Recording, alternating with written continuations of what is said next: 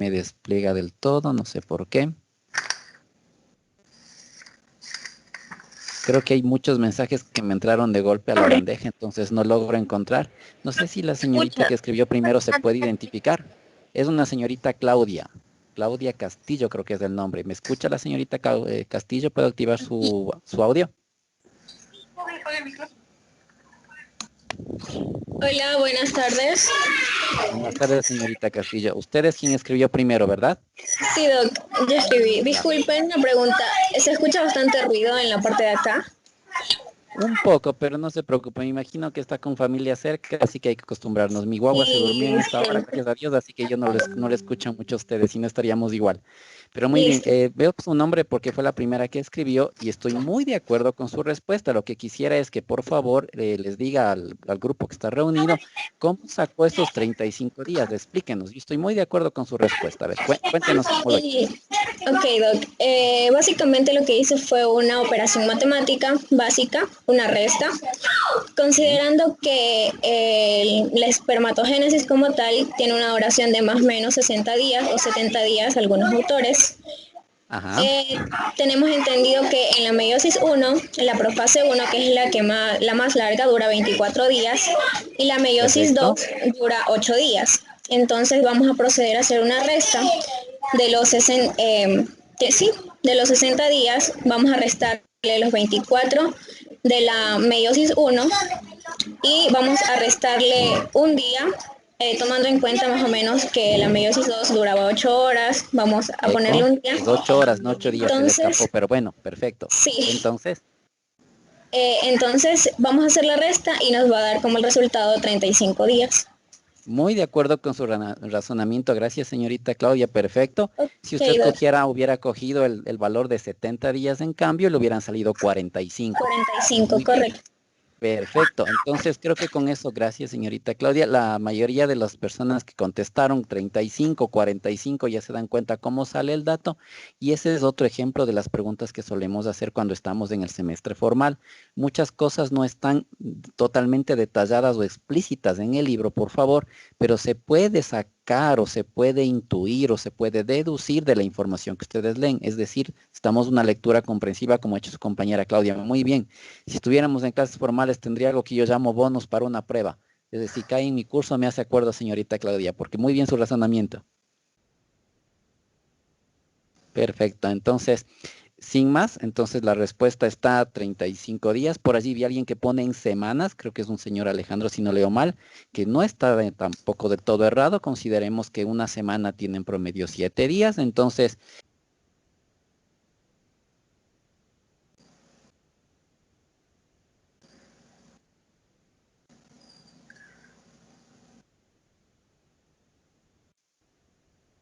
Doc desactivó su audio. disculpen, perdón, que mencionaba que hay personas que han puesto la respuesta en semanas, que está correcto. Entonces, si tienen 35 días y dividen para 7 días por semana, pues alguien ha puesto 5 semanas, lo cual también...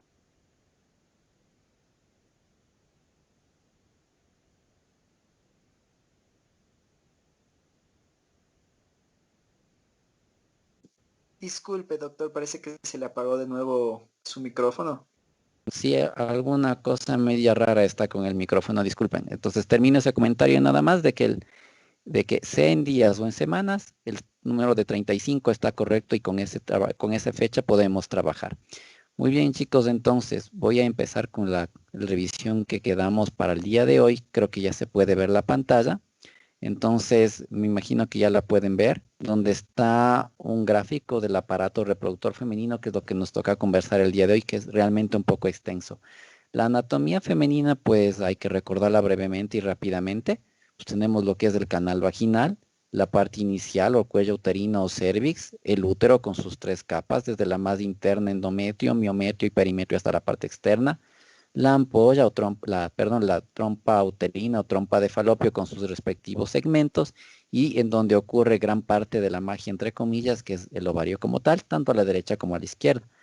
Si acercamos, me paso a esta imagen de acá, si acercáramos, como está señalándose en el gráfico anterior, el corte de un ovario, el del endometrio, perdón, vemos las partes funcionales, que es la otra región en donde debe ocurrir la magia una vez que haya la fertilización, como veremos más adelante.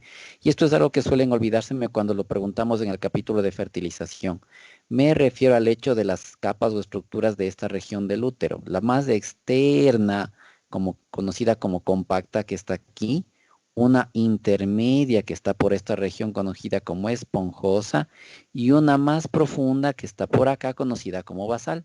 Recuerden que tanto compacta como esponjosa juntas se conocen como capa funcional y que es la que realmente se recambia en cada ciclo reproductor femenino. Y aquí empezamos entonces con interacción con ustedes. ¿En qué sentido? Me salgo de la pantalla, regreso al chat y hago la siguiente pregunta para ver qué saben y qué conocen y qué respuestas me dan. Como la formación del gameto femenino sí es cíclica, pues tenemos que empezar por definir lo que es el ciclo reproductor femenino, que es este proceso de generación tanto de la célula reproductora como de ciertos cambios en la anatomía femenina preparándose para un posible embarazo. Y la pregunta concreta es, ¿cuánto dura en promedio, escuchen la pregunta, en promedio un ciclo reproductor femenino en una mujer normal, estándar? Pónganlo en días, semanas, lo que ustedes conozcan. A ver, ¿cuánto dura un ciclo reproductor femenino? Veo que ya me están llegando las respuestas. Ahora sí funcionó. Y también que no logro leer todas a la vez. Déjenme ver cuántas semanas me están poniendo. Vale. Uy, me llegan un montón de sus respuestas. Esperemos un segundo y déjenme tratar de leer todas las que me llegaron. Ya, veamos a ver. Voy a tratar de leer el chat actualmente. Llegaron muchos mensajes de golpe, disculpen.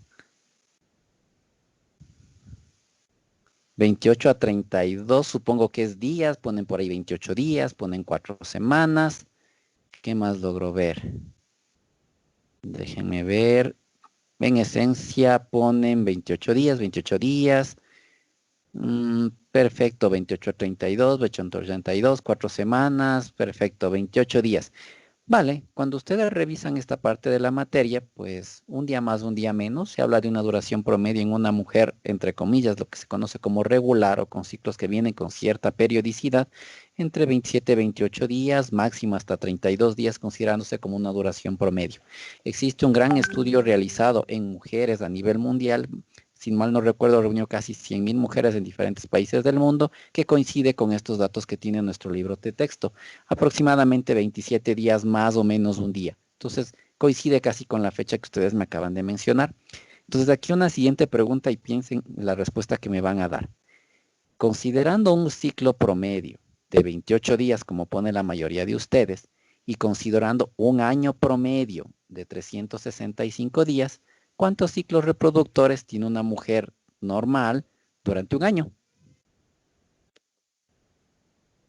¿Cuántos tendrá?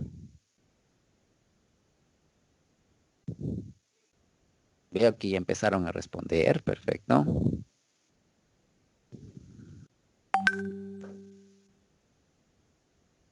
A ver, veamos cuántos ciclos me dicen que tiene una mujer promedio. 12. Ya. Bueno, consideramos que no se embaraza durante ese año. Bueno, también hay que hacer esa consideración.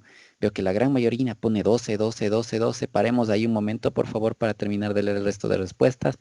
Interesante, por allí Cristian y Wilson ponen un número extra. Cristian pone 12 y un compañero pone de 12 a 13. Por allí también ponen de 12 a 13, pero la gran mayoría me inunda de las respuestas de 12 ciclos. Por allí Andrea y Angie ponen 13 y algunas otras personas ponen 13. Muy bien, aclaremos esa duda. Pensemos en esto. Un año promedio tiene aproximadamente 52 semanas. De hecho, cuando ustedes estudien otras materias en la carrera, se habla de las famosas semanas epidemiológicas. Algo de esto deben haber oído ustedes a lo largo de esta condición o de pandemia que estamos viviendo. Semana epidemiológica, tanto, tanto, tanto, tanto. Entonces, si un año en promedio tiene 52 semanas epidemiológicas y un ciclo reproductor de una mujer promedio dura aproximadamente 4 semanas, pues hagan una simple división. Entonces, si ustedes dividen las 52 semanas para 4 semanas, que promedio dura un ciclo reproductor de una mujer promedio estándar, le sale el número mágico de 13. Entonces, en teoría, ustedes, doctoras, tienen o deberían tener, si son regulares, más o menos 12 o 13 ciclos reproductores en un año, si es que no hubiera ningún tipo de embarazo. O sea, coinciden casi con los ciclos de rotación lunar. Perfecto. Ahora, cuando ustedes aprendieron este ciclo reproductor, vuelvo a la pantalla para compartirla y empezar a ver ciertos gráficos. En este momento deben poder ustedes ver la imagen. Deben haber visto, me voy a adelantar algunas imágenes más, luego volveré sobre esto. Deben haber visto el ciclo reproductor de la mujer desde 3 puntos de vista al menos, o al menos de 2. Desde el punto de vista ovárico, o los cambios que ocurren en el ovario para formar el gameto, desde el punto de vista uterino, con los cambios que ocurren a nivel endometrial, y obviamente lo que ocurre desde la parte central u hormonal, que es la que regula todo este proceso. A ver, y también deben haber analizado la formación de los gametos femeninos desde el punto de vista del momento de la vida en que se da. ¿A qué me refiero? Existe una generación inicial de gametos prenatal y existe una generación de gametos postnatal. Entonces, regreso ahora hacia las diapositivas que me adelanté y empecemos por la formación del gameto femenino en la época prenatal. Ya sabemos que la célula germinal primordial nace desde el epiblasto segunda semana, va a llegar al saco vitalino tercera, cuarta, quinta empezará a migrar, y una vez que llegue a la gónada primitiva, pues la empezará a transformar obviamente en un ovario. Ustedes aprenderán en segundo semestre que esta gónada primitiva tiene 2 partes. Necesito explicar esto para entender lo que sigue, que es la formación de folículos. Entonces, una gónada primitiva tiene al menos 2 partes. Una zona periférica, que la conoceremos como corteza, y una zona central que la conoceremos como médula. Cuando en la gónada primitiva madura más de esa corteza, se estructura un ovario. Cuando madura más la médula, se estructura un testículo. Entonces, esa corteza de esa gónada tiene unas células. Y esas células, como empezamos a ver en esta gráfica, pues empiezan a atrapar, empiezan a englobar, empiezan a agarrar a las células germinales primordiales, en este caso femeninas, y les empiezan a rodear. Entonces, pasemos a esta imagen de acá otra vez. Entonces tenemos una célula germinal primordial y empieza a ser rodeada, englobada, cubierta por esas células de esa corteza, de esa gónada primitiva que ya empieza poco a poco a convertirse en un ovario. Esas células pues son las células foliculares que ustedes conocen, y esa célula germinal primordial, la que primero inicia todo, pues es la ovogonia, que la hemos estudiado anteriormente. Esa ovogonia pues sabemos que es diploide, o sea, tiene un material genético 2N y únicamente será 46XX, o sea, los cromosomas sexuales que tiene es X y el X. Y estas ovogonias obviamente se dividen, así como las espermatogonias, por mitosis, y esto empieza a ocurrir prenatalmente. Así que todas estas mitosis son prenatalmente, y aquí una de las primeras características relevantes del ciclo reproductor femenino. Ustedes solamente tienen mitosis en sus células reproductoras antes de nacer o en la etapa prenatal. Y de hecho, y vuelvo a salirme un ratito para ver sus respuestas con la siguiente pregunta, esa mitosis en la época prenatal alcanza un pico, un máximo. Hay un momento del embarazo en el cual un feto femenino forma la mayor cantidad de células reproductoras y nunca más volverá a tener ese número tan grande y tan alto. Algunos autores hablan de 7 millones más o menos. ¿Me pueden escribir en qué mes del embarazo, en qué mes del desarrollo es que un feto femenino alcance el máximo? Vale, Daniel pone 5, ponen quinta semana. No, doctores, quinta semana es periodo embrionario y este es un proceso que ocurre en la época fetal. Me ponen quinto mes, quinto mes. Voy a leer un poquito más. A ver que entren un poco más de respuestas y ahí la paramos. Gracias, doctores. Paremos un segundito sus respuestas. Permítanme leer las de los compañeros para poder ver las respuestas que han puesto sus compañeros. Por allí pone 5 a 7 meses, muchos doctores. La gran mayoría que escribió quinto mes está en lo correcto. Los que escriben séptimo mes, ya en el séptimo mes empieza un proceso de descenso. En el quinto mes es donde se describe que en teoría los fetos femeninos alcanzarían su máximo número de células reproductoras llegando, como les digo, algunos autores sugieren hasta 7 millones, y al séptimo mes ya bajó. Por allí hay una compañera que escribe que al séptimo mes hay 2 millones, perfecto. La señorita Selena.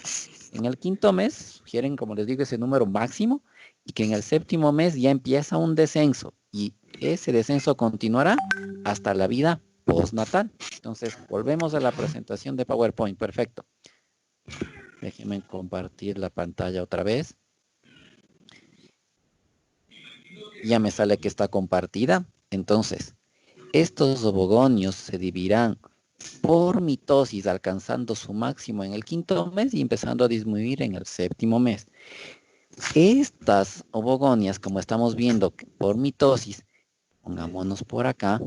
Déjenme ver, yo tenía un gráfico adicional.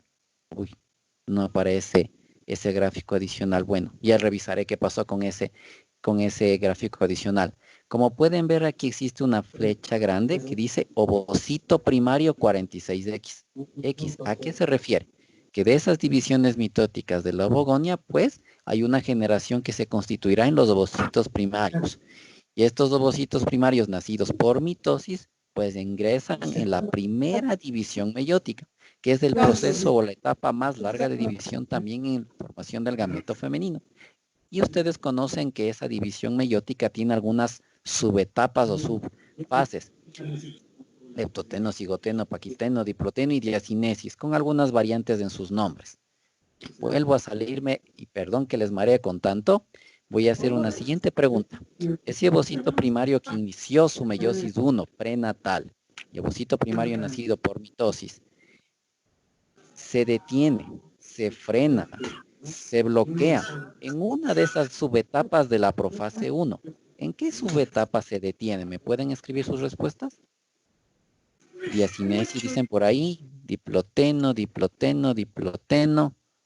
Vale, que un poco más de respuestas para leer. Ya están entrando algunas respuestas más. Gracias, chicos. Paremos ahí, por favor, sus respuestas. Permítanme leerlas brevemente, las respuestas de sus compañeros. De lo que alcancé a leer, algunas personas me pusieron diacinesis, algunos me pusieron diploteno. La gran mayoría veo que coloca diploteno, diploteno. Eso es bueno, perfecto. Estamos totalmente de acuerdo con diploteno. En algunos textos suele estar escrito como dictioteno o dictiotene. Tengan mucho cuidado con esa escritura, ambas son válidas. Pero diploteno o diplotene, que también pueden encontrarlo escrito, es correcto. Entonces, si el ovocito primario se detiene en ese diploteno antes de nacer un feto femenino, se quedará allí quieto por mucho tiempo. ¿Hasta cuándo? Hasta la pubertad, cuando se reinicia el proceso de la formación de gametos. Eso significa que puede quedarse años en esa época, en esa etapa. ¿Por qué digo años? Piensen desde el nacimiento hasta la pubertad, y habrán pasado unos 9, 10, 11, 12 años. Y piensen en que estas células están detenidas y que se activan igual en un ciclo reproductor de una mujer de 40 a 45 años, que puede estar ya cerca del fin de su vida reproductora, pero igual puede seguir ovulando si es que es el caso. Entonces, una célula de estas puede quedarse detenida tan poquitos años, entre comillas poquitos, como 9, 10, 11 o 12, o tantos como 30 o 40 o 45 más, que es cuando una mujer en promedio termina su vida reproductora. Y esa es una de las principales explicaciones, o sugiere que por estar esta célula detenida en esa subetapa de división celular, podría ser muy susceptible de agentes externos que dificulten, interfieran o alteren este proceso de división celular. Es así que en una mujer muy joven o de ya mayor edad, hablando de mayor edad me refiero a más de 35 años sobre todo, los riesgos de defectos congénitos se ven incrementados. En las mujeres muy jóvenes porque el proceso se reanuda y no se reanuda del todo perfecto. Y en las mujeres ya de mayor edad es por el tema del envejecimiento ovárico fisiológico. Entonces, ojo con esa situación. Muy bien, chicos. Muy buenas sus respuestas. En el caso de nosotros, recuerden lo que se habló en la reunión anterior. En el caso de nosotros se mantiene detenido solamente hasta la pubertad, igual 9, 10, 11, 12 años, incluso un poquito más tarde, ya que nosotros tenemos que, por lo general, la pubertad después de una mujer, pero una vez que inicia, no para. Lo que les mencioné en la reunión anterior es que en el caso de los varones se sugiere que a partir de los 40 años este proceso ya no era del todo perfecto. Recuerden ese detalle. Entonces ya más o menos hay algunos datos. En una mujer con síndrome, guardemos Karen esa pregunta para casi cerca del final de la reunión, me la hace acuerdo, porque lo que usted me pregunta ya es un poco más específico y una de las cosas que tienen los individuos con el síndrome de Turner es justamente infertilidad. Y eso lo veremos también en algún seminario en el semestre formal. Pero bueno, vamos avanzando.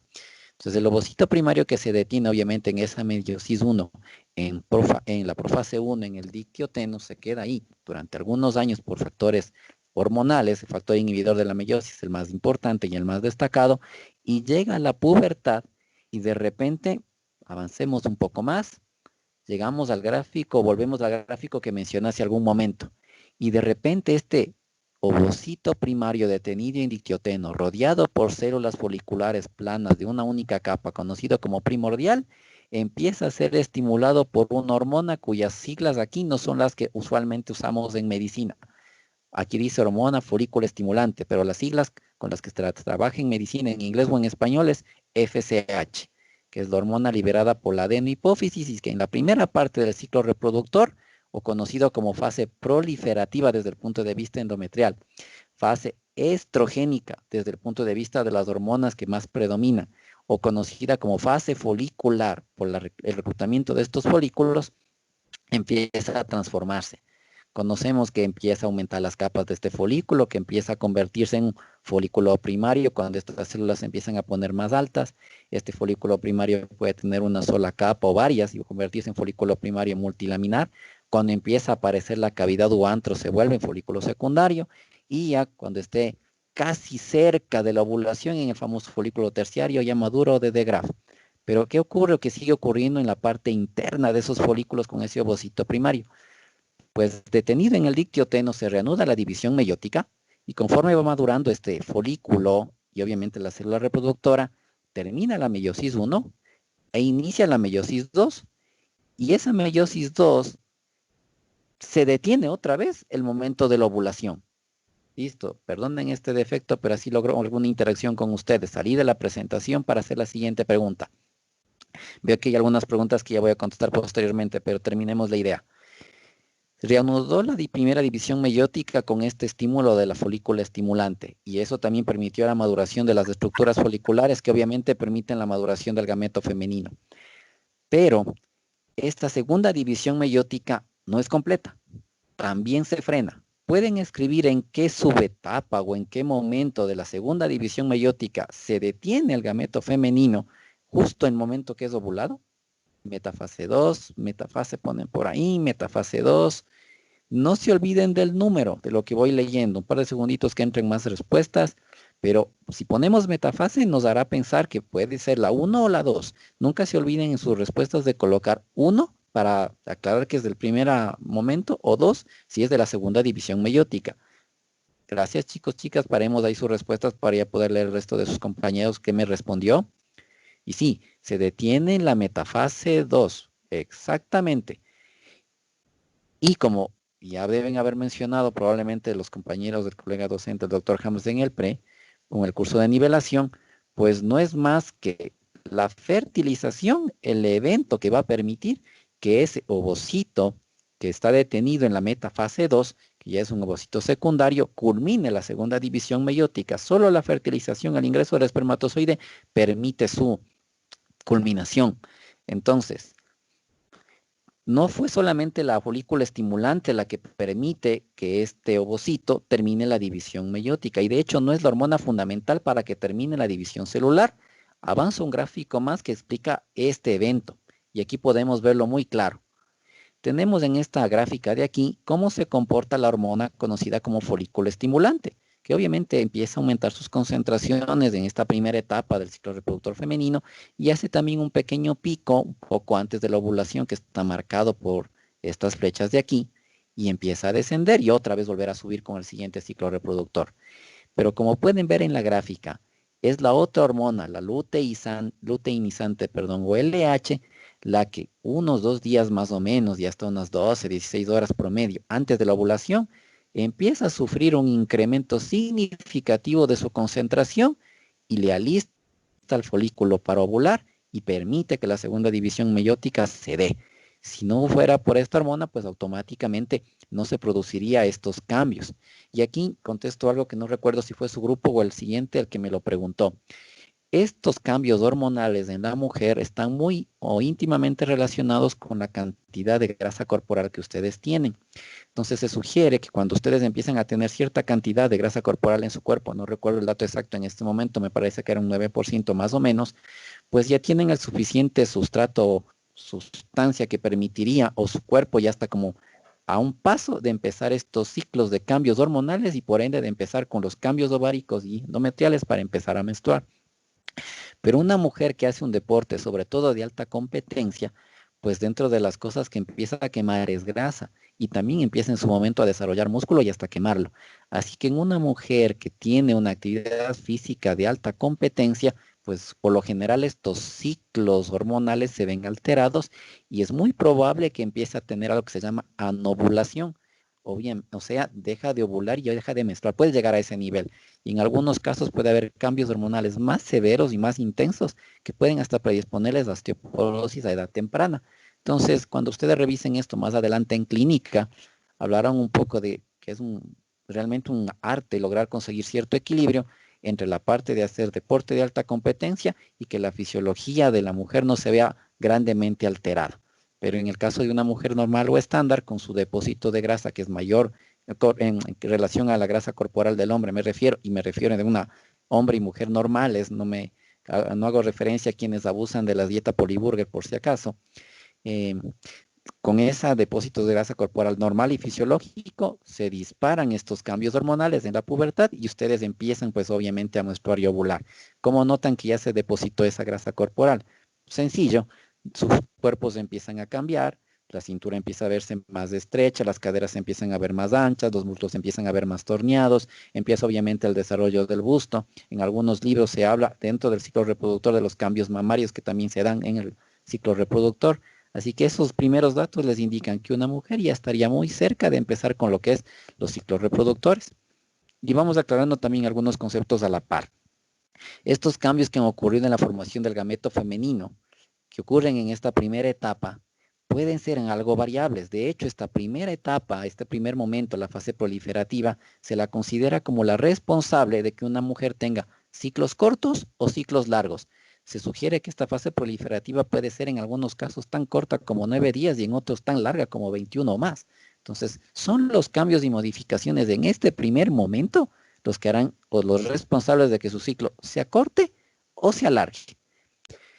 Si todo va bien y sin novedades, entre comillas, regresemos un poco hacia atrás, pues de cada célula reproductora femenina que entró en este ciclo, ustedes conocen que solo se generará una célula funcional, mucho más grande que el espermatozoide promedio. Aquí abajo podemos ver cómo este, entre comillas, óvulo está rodeado por espermatozoides que intentan fecundarlo. Entonces, este ovocito ya terminó la segunda división meiótica porque aparentemente está siendo fertilizada como se puede ver en la gráfica. Es una célula más grande, es única, ustedes solamente forman un gameto por ciclo reproductor y como rezagos de la formación de estos gametos, recuerden que aparecen los famosos cuerpos polares. Algunos autores sugieren que solo se forman 2 cuerpos polares, otros sugieren que se forman más, porque sugieren que uno de estos cuerpos polares también se divide. No vamos a entrar en mucho conflicto ni discusión al respecto, con conocer y saber que se forman los cuerpos polares como células no tan funcionales. Y obviamente el ovocito secundario que terminó la meiosis 2, tradicionalmente conocido como óvulo, una sola célula funcional. Con una vida extremadamente corta. Recuerden que se habla que vive de 12 a 24 horas en promedio, mientras que el espermatozoide se sugiere que puede vivir 2 a 3 días. Y aquí un dato bien peculiar. En más de una ocasión la literatura lo ha descrito, casos en donde mujeres han tenido contacto sexual muchos días antes o más allá de 3 a 4 días y de repente terminan embarazadas. Entonces, la pregunta que le sale a la cabeza a cualquier médico o doctora que atienda estos casos es, ¿cómo puede ser posible que una mujer que refiere y que hay pruebas suficientes que lo certificarían de que ha tenido relaciones sexuales 5, 6 o 7 días atrás, haya podido concebir? Salvo un momento de la presentación, y veo que aquí alguien coloca la foto o un video de una mujercita embarazada, luego le voy a ejecutar. ¿Alguien se anima, tal vez con su micrófono más bien antes que escribiendo en el chat, a darme una posible explicación de por qué o qué podría explicar de que esta mujer haya terminado embarazada si tuvo relaciones más allá de los 3 días promedio que supuestamente viven los espermatozoides estándar? ¿Alguien se anima a decirle al grupo cuál sería su explicación? Doc, yo creo que podría decir algo. Puede ser Se que nos identifica, discúlpeme, ¿su nombre cuál es? Claudia Castillo, Ya, ya. Díganos, señorita Claudia, ¿por qué cree usted que podría ser? porque en el canal vaginal están las criptas y puede que se hayan alojado ahí. Perfecto. Completando conceptos de la reunión pasada, recuerden que en el líquido seminal existen algunas enzimas, dentro de eso una llamada vesiculasa que tiende a coagular el semen y que en el cervix forma una especie de tapón con esta sustancia para que obviamente no se regrese, entre comillas, y que la mayoría de espermatozoides vayan hacia las trompas uterinas. Y como menciona su compañera, en estos espacios o criptas se sugiere, incluso a nivel cervical, que podrían quedarse unos espermatozoides ramo o superdotados, entre comillas, que podrían sobrevivir durante más tiempo del usual y fertilizar. Así que muchas veces les molesto en las clases a los compañeros y compañeras con esta circunstancia. Si en sus planes no está todavía el concebir o tener familia y tienen otros planes de vida, pues cuídense como deben hacerlo y háganlo bien. Porque Dios no sabe si les toca por ahí unos espermatozoides Rambo o como, perdón lo que voy a decir, se hacen o hacen la clásica mentira de muchas personas que hasta en pacientes le he oído solamente la puntita, disculpen la expresión, y lo único que les digo o los he terminado diciendo es felicidades, serán papás. Así que si en sus planes no está el tener bebés ya mismito, tomen conciencia y protéjase, porque hay estos casos de la literatura y podrían ser ustedes beneficiarios o beneficiarias, quién sabe, de un espermatozoide Rambo por ahí y que 5 o 6 días después termine como la gráfica que subió la compañera Andrea Pailiacho, me parece que es el apellido, exactamente como ese video, panzoncitas. Veo que hay algunas preguntas clínicas que me han hecho y eso es harina de otro costal, tal vez las contesto al final porque requieren otro tipo de conocimiento, pero hasta aquí con esta primera parte. Vamos terminando lo que es la formación del gameto femenino y algunas cosas más y veamos si nos alcanza el tiempo para contestar la parte clínica que me están preguntando. Entonces, si esta estructura se ovuló, hay dos caminos en la segunda mitad del ciclo, que se conoce como fase secretora, se le conoce como fase progestacional o también se le conoce como fase luteínica. Secretora porque el endometrio que proliferó en la primera mitad se creció tanto, se hinchó tanto y se alista para, en el caso de que hubiera un embarazo, alojarlo, anidarlo y alimentarlo en primera instancia. Entonces aquí las arterias se vuelven más tortuosas, muchas células se hinchan y de hecho si es que hay un embarazo se conoce o se da esto conocido como reacción decidual que estudiaremos o repasaremos en su momento. En la parte del folículo que ya eliminó el ovocito, pues esta estructura se convierte en un órgano endocrino o endocrino, que es el responsable de secretar esta progesterona esencial para mantener, como ven en las flechas de estos cambios endometriales concretamente, y para mantener este bebito alojado al menos durante las primeras 16 a 20 semanas iniciales del embarazo, hasta que la placenta asuma el control. Y luteínica, pues por la hormona que en alguna medida intervino en estos cambios del folículo. Esta fase se considera que es constante, se considera que dura 14 días más menos uno. La mayoría de autores están de acuerdo en que es la fase constante, la que dura 14 días, la que no va a alterarse. Y ustedes probablemente leerán en el texto, y en su momento hablaremos de eso, que hay ciertos cambios fisiológicos que una mujer sufre el día 14 y que cuando se los identifica, pues sabemos que esta mujer está ovulando muy cerca de hacerlo. Ejemplo, cambios en la temperatura corporal, cambios en lo que es el moco cervical, incluso cambios a nivel mamario y hasta en la conducta, que eso hablaremos en su momento. Si esos cambios ya sugieren la ovulación, pues a partir de ese momento, 14 días exactos, terminará ese ciclo reproductor. ¿Cómo sabemos que estamos cerca de terminar este ciclo reproductor? Pues aquí hay dos posibilidades. Si el ovocito, insisto, fue fertilizado, pues todo continuará como un embarazo normal y este endometrio se mantendrá grueso y se convertirá en deciduo. El cuerpo lúteo se mantendrá vivo y esto gracias a la gonadotropina coriónica que liberará este nuevo ser. Pero lo usual es que no haya el embarazo, lo usual, insisto, es porque las mujeres ecuatorianas en promedio se sugiere que durante su vida fértil tendrán solamente 2 hijos en promedio, poco más, poco menos. Así que no es que cada mes realmente tienen un embarazo, aunque hay algunas cosas que haremos en el seminario de aborto que pueden darles mucho en qué pensar. En todo caso, si es que no hay la fertilización, pues el cuerpo lúteo empieza a degenerarse, como ya conocemos, se vuelve en el cuerpo blanco o cuerpo albicans, y después queda como una cicatriz en la superficie ovárica. Y al no haber esa producción de progesterona y obviamente ayudándose por el estrógeno, pero más progesterona, pues como vemos en la gráfica, el endometrio comienza a desfallecer, ya no está tan nutrido, los vasos sanguíneos se vuelven cada vez más estrechos, llega menos sangre, colapsa la pared vascular, se va cerrando y obviamente recibe menos sangre y nutrientes de este tejido. Y este fenómeno donde nos empieza a faltar sangre y nutrientes, ustedes lo aprendieron con la palabra de isquemia, que tiene más que ver con la parte vascular. Y una vez que ya ese tejido está isquémico, hay un momento en el que se muere y ese fenómeno se conoce como necrosis. Y cuando ya ese tejido está muerto, pues su cuerpo lo expulsa.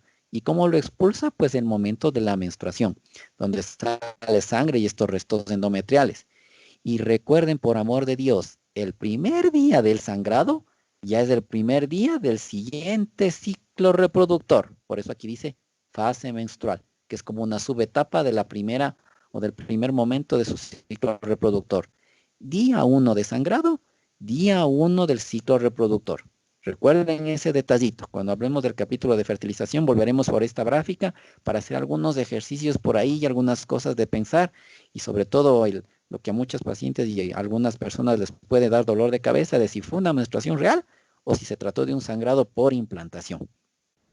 Datos finales de la formación de la célula reproductora. Aquí tengo un cuadro de resumen para ustedes, donde se ve claramente la disminución significativa de gametos y que un concepto que se sugiere es que una mujer en promedio, considerando los ciclos en los que podría quedarse embarazada a lo largo de su vida reproductora, usará 400 o máximo 500 de estos folículos como ovocitos ovulados. Y eso se tiene calculando pues de esos 13 ciclos que ustedes mencionaron por año por el número de años de vida reproductora. Entonces, si una mujer empezó a menstruar a los 10 años y terminó a los 45, pues hagan una resta, 45 menos 10, 35 años. Multipliquen 35 años teóricamente por 13 ciclos reproductores y les da 400 algo. Entonces, eso es el dato teórico de los 400 a 500 folículos que una mujer más o menos utiliza a lo largo de su vida reproductora. Muy bien, hemos hablado de la parte hormonal. Esto de ovulación voy a dar una introducción, creo que sí tenemos unos pocos minutitos y de ahí contesto sus preguntas clínicas que las vi en el chat y con eso quedamos listos para poder la siguiente ya hablar de lo que es fertilización e implantación.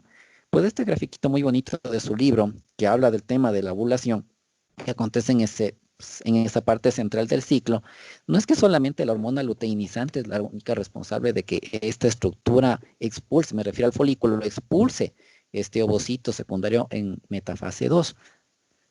Ahí se ve una estructura, algo de color amarillo. De hecho, yo suelo comparar al folículo maduro como si fuera una espinilla y que está casi a punto de reventar.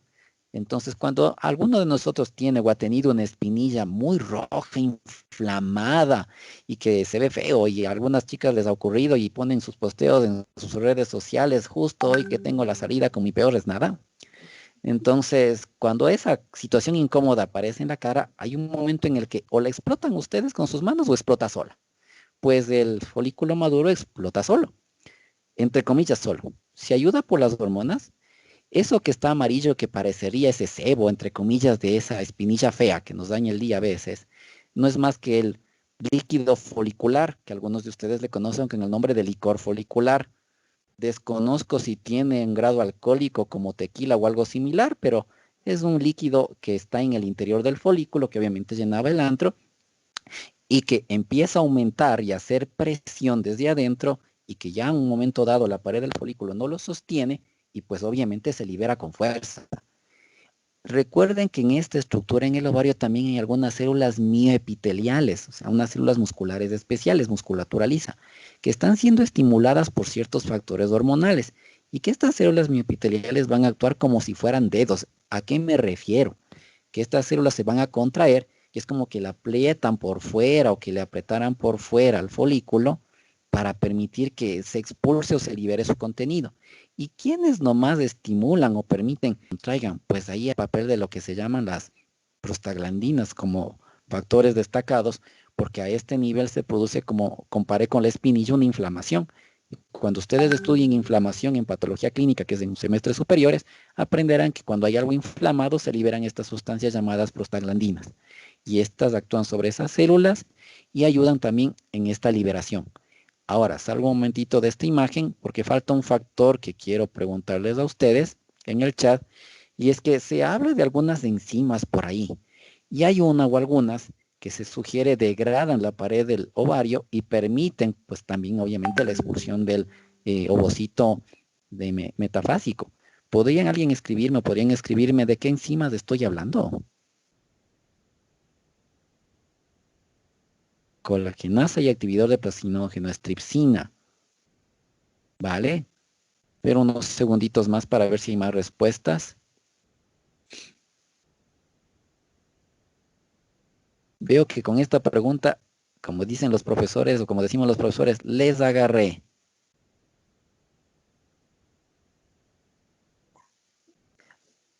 Paremos ahí, doctores, gracias a sus respuestas. Estripsina, se me confundieron, doctores. Esta estripsina la veremos después, cuando ocurra el fenómeno de la eclosión del blastocisto, que es cuando se libera de la zona pelúcida.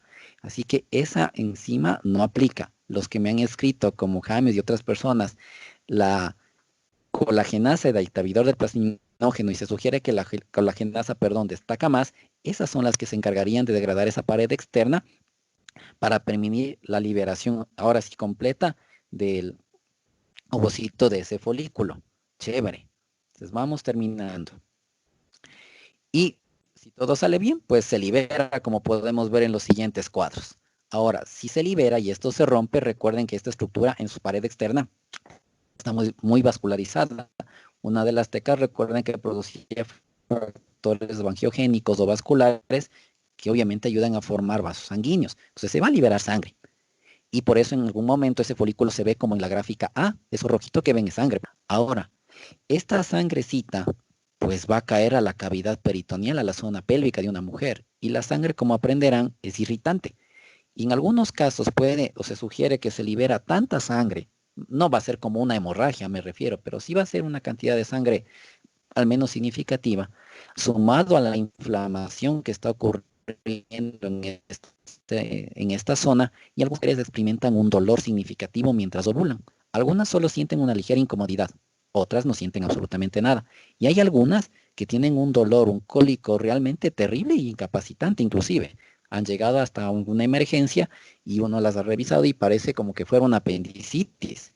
Y después de descartar todo, pues se le dice no es apendicitis, se pregunta un poco mejor y termina concluyéndose que estamos muy probablemente en el momento de la ovulación de esa paciente. Entonces, esa sangrecita, la inflamación local, podría explicar o puede explicar muy favorablemente en algunos casos el hecho de que algunas mujeres tengan ese pequeño dolorcito, entre comillas pequeño, durante su ovulación.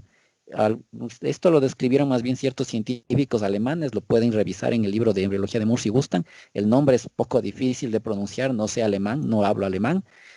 Lo que me han enseñado un poco, se pronuncia algo así como Mittelschmerz, como torciendo un poco la boca.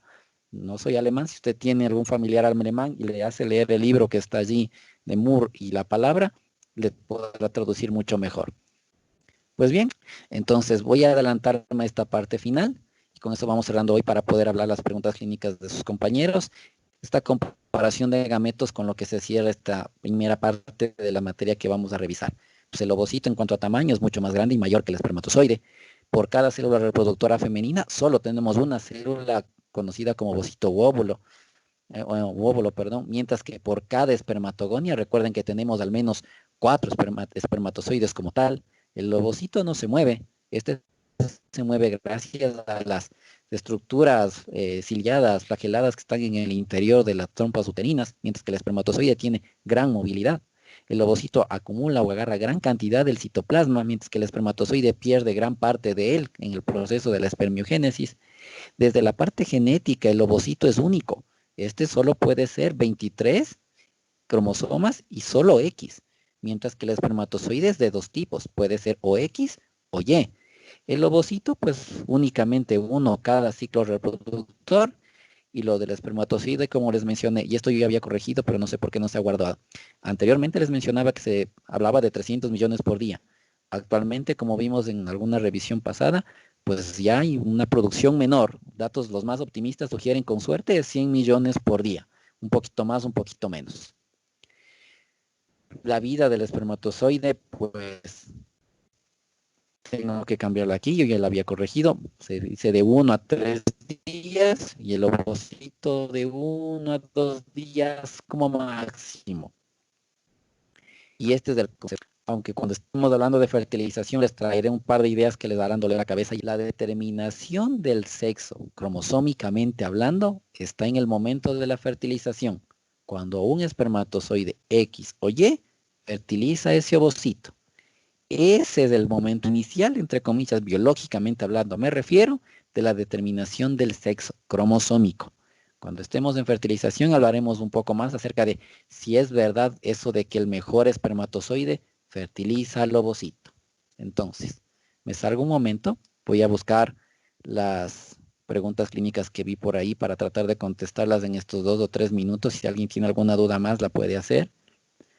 Déjenme que se me abra. Por ahí le estaba leyendo algo de una...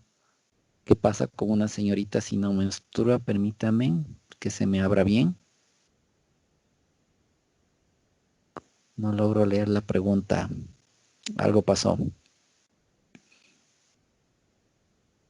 Algo recuerdo que había una pregunta sobre el síndrome de ovario poliquístico.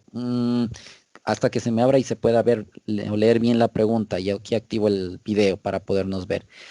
El ovario poliquístico, el ovario poliquístico tiene sus peculiaridades. Dentro de esas, por los cambios endocrinológicos que se dan o están muy íntimamente relacionados con esta enfermedad de ovario poliquístico, dentro de ellos resistencia a la insulina, hay ya la puedo leer, un compañero Darwin la ha hecho. Sí, cuando una mujer sufre ovario poliquístico, igual va a tener problemas hormonales. Sí, perfecto. He leído bien su pregunta, Darwin. Entonces, en esta patología, caracterizada por algunas cosas, dentro de eso, el aumento de peso, o signos de virilización como presencia de acné, aumento de vello, sobre todo en zonas corporales donde no debería. Bueno, Darwin, no hay problema. Si usted la reenvió por su compañera, pero en todo caso le hizo un nombre como autor de las preguntas, no hay problema. Eh, como son o vello en zonas en donde no debería existir, como por ejemplo facial o torácico en una mujer, pues se asocia con cambios endocrinológicos.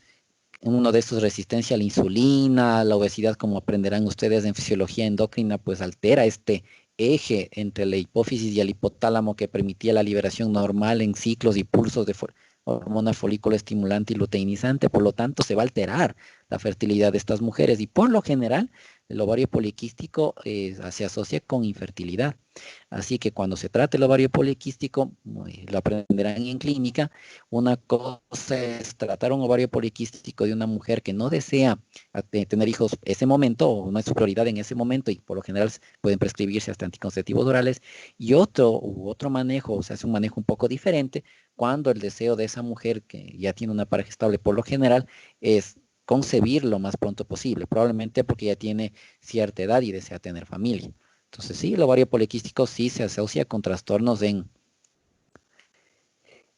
El ovario poliquístico es parte del síndrome del ovario poliquístico. De hecho, hay algunos criterios de lo que se conoce como ecografía, donde el ovario debe tener cierto volumen, cierta cantidad de quistes y que tiene que haberse hecho la ecografía en cierto momento en lo posible del ciclo reproductor para hablar de un ovario poliquístico. Así que podríamos decir que es parte del mismo síndrome como tal. El síndrome se completa con los otros datos clínicos que mencioné, sobre todo con esto de cambios de masculinización, de virilización, como acné, insisto, presencia de vello en regiones corporales donde no debería haber. Por aquí vi la otra pregunta que me interesaba responder. La pregunta igual del compañero que reenvió de la compañera.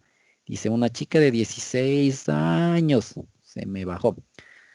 Tiene ausencia de menstruación aproximadamente por 3 a 4 meses y menstrua durante 5 o 6 meses corrido. Uy, eso ya sugiere una alteración importante y por lo general hay que hacer investigación hormonal, compañero. Igual a la compañera que le haya enviado la pregunta.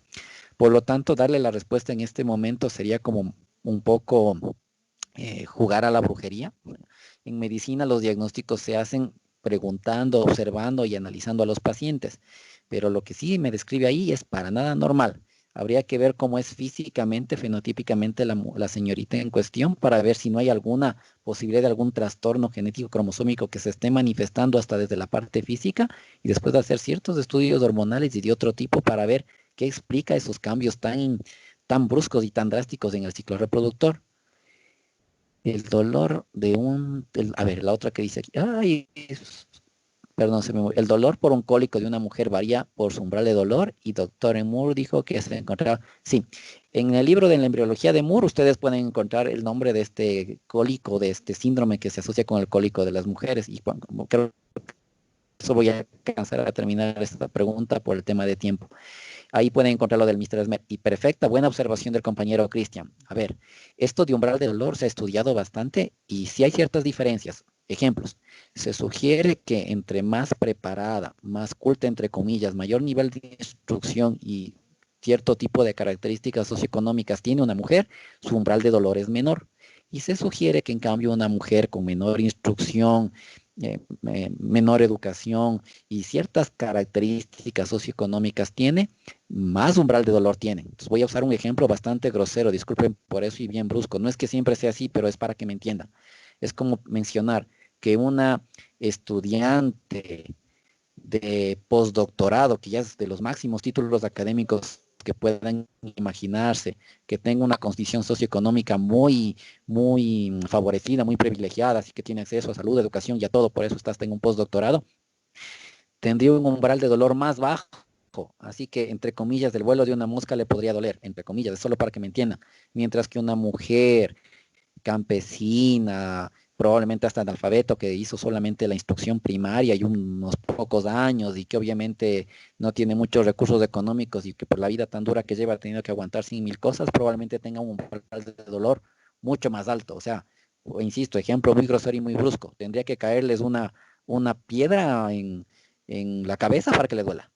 No es que sea así exactamente, hay sus diferencias, ¿de acuerdo? Pero sí, un poco tiene que ver esto del umbral del dolor también para la percepción que puede sentir una mujer y otra, ¿de acuerdo? Vale, veo que hay un montón de preguntas clínicas más, me encantaría por el tiempo poder contestarlas todas y en su momento si quieren guarden esas preguntas en lo posible para quienes nos veamos en el semestre formal. Hay un seminario conocido con el tema de infertilidad y dentro de la infertilidad masculina y femenina pues volvemos a topar un poco estos temas de ovario poliquístico, varicocele que me preguntó algún grupo y ahí podremos aclarar un poco más sus dudas. Por asuntos tiempo, chicos, entonces me desconecto de ustedes en esta sesión para prepararme para el siguiente grupo de compañeros. Una buena tarde. Y para la siguiente, por favor, revisemos, leamos un poco lo que es fertilización, que es lo que nos toca empezar a revisar. Un gusto, chicos. Una buena tarde.